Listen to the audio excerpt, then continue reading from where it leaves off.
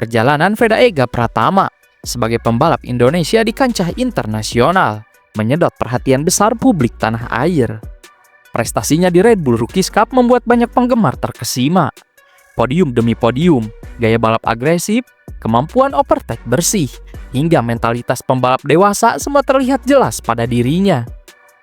Maka tidak heran ketika ia naik ke Junior GP.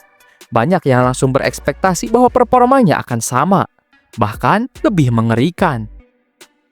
Namun kenyataan menunjukkan hasil yang berbeda. Veda belum mampu tampil dominan dan masih sering kesulitan meraih hasil terdepan. Lalu mengapa ini bisa terjadi? Apakah performanya menurun? Tentu tidak sesederhana itu. Ada faktor besar di balik kesenjangan performa Veda antara Red Bull Rookies Cup dan Junior GP.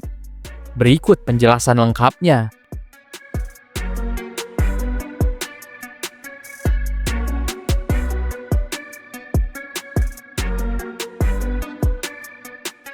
Di Red Bull Rookies Cup, Veda mengendarai motor KTM RC 250R. Motor yang sangat ia pahami karena ia sudah menjalani musim keduanya di kejuaraan tersebut. Ia sudah memahami bagaimana karakter mesin KTM bereaksi terhadap throttle, bagaimana motor menikung, titik pengereman ideal, hingga bagaimana memeras performa maksimal dari motor tersebut dalam situasi balapan. Dengan kata lain, ia sudah menyatu dengan paket motor KTM. Sebaliknya, di Junior GP, ia langsung memakai Honda NSF 250RW, motor yang sama sekali baru baginya dan memiliki karakter berbeda dari KTM. Honda unggul di top speed, tetapi tidak selincah KTM dalam manuver tikungan. Perbedaan karakter ini memaksa Veda untuk menyesuaikan gaya balapnya secara menyeluruh, mulai dari sudut masuk tikungan, manajemen ban, dan pemilihan timing slipstream di trek lurus. Proses adaptasi pun semakin terganggu oleh cedera yang dialami Veda setelah crash pada seri pembuka di Estoril. Cedera itu mengurangi jam latihan, menghambat konsistensi, dan memengaruhi rasa percaya diri dalam menekan batas motor. Jadi bukan performanya yang menghilang, melainkan adaptasi motor yang belum selesai dan tertunda oleh insiden yang tidak diinginkan.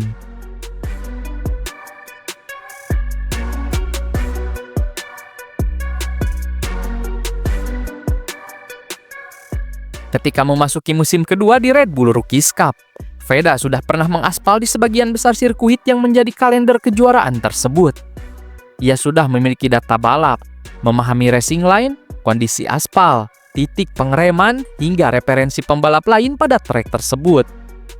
Dengan pemahaman lintasan yang matang, Veda dapat lebih fokus pada strategi balap, slipstream, pemilihan momen overtake, dan manajemen ritme balapan. Namun keadaannya berbeda di Junior GP. Dari 7 seri yang digelar, 4 diantaranya merupakan trek baru untuk Veda Ega Pratama, seperti Estoril, Magny-Cours, Catalunya, dan Valencia. Sehingga ia harus memulai pembelajaran dari nol di hampir setengah kalender kejuaraan. Sebaliknya, rival-rival Junior GP sudah sangat familiar dengan sirkuit Eropa, karena telah bertahun-tahun mengikuti kompetisi regional benua biru. Jadi sangat wajar bila Veda Ega Pratama membutuhkan waktu adaptasi lebih lama untuk menandingi pengalaman mereka. Penting dicatat bahwa bahkan pembalap terbaik sekalipun kesulitan ketika membalap di trek baru. Contoh nyata adalah Brian Uriarte. Dominator Junior GP 2025 menjalani wildcard Moto3 di Phillip Island, sirkuit yang belum pernah ia datangi. Hasilnya, finish ke-19. Tertinggal 33 detik dari Jose Antonio Rueda yang menjadi pemenang, bahkan tidak mampu mendekati grup terdepan. Jika pembalap sekelas Uriarte saja bisa kesulitan berat di trek baru, sangat masuk akal bila Veda juga mengalami hal serupa pada musim debutnya di Junior GP.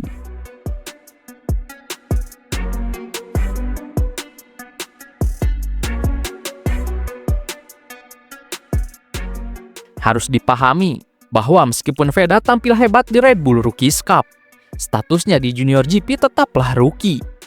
Pengalaman membalapnya di Eropa masih minim dibandingkan rival-rivalnya, yang menghabiskan bertahun-tahun di kejuaraan regional Eropa, European Talent Cup, dan level junior lainnya.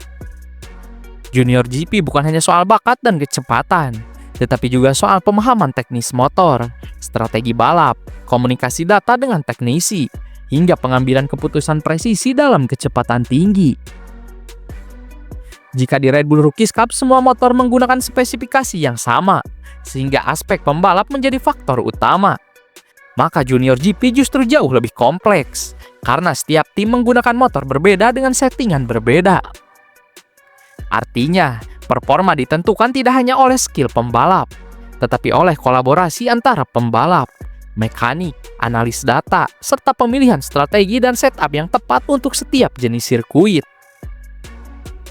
VEDA sedang berada dalam fase belajar semua itu, fase yang amat penting untuk bekal menuju kelas dunia. Perlu diingat pula bahwa pembalap-pembalap yang kini bersinar di Moto2 dan MotoGP juga tidak langsung menjadi juara pada musim pertama mereka di Junior GP. Nama-nama besar seperti Pedro Acosta, David Alonso, bahkan Maximo Quilis membutuhkan waktu adaptasi sebelum akhirnya tampil sebagai juara dan naik kelas ke kejuaraan dunia.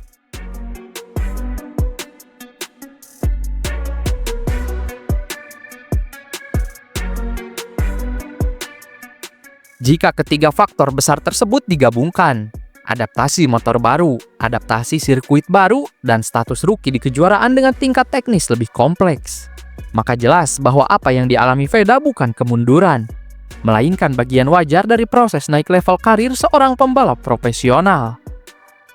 Statistik tidak pernah menipu, proses adaptasi hampir selalu lebih berat daripada ekspektasi publik.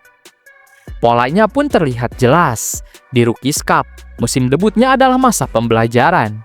Musim keduanya berubah eksplosif dan mendekati gelar juara.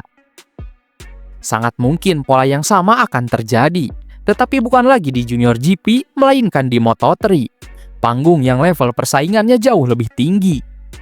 Musim debut VEDA nanti di Moto3 akan menjadi fase konsolidasi, memahami karakter motor Honda Moto3, mempelajari sirkuit baru di kalender kejuaraan dunia, beradaptasi dengan intensitas balapan yang jauh lebih agresif, serta membangun fondasi pengalaman yang kokoh.